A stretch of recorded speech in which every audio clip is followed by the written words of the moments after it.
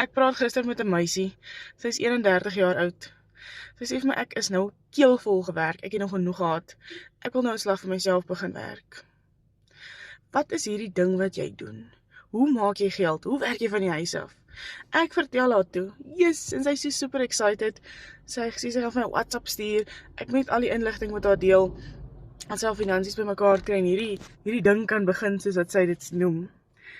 'n 31-jarige. Sy sien dat daar meer in die lewe is as net huiswerk, rat race, oor en out.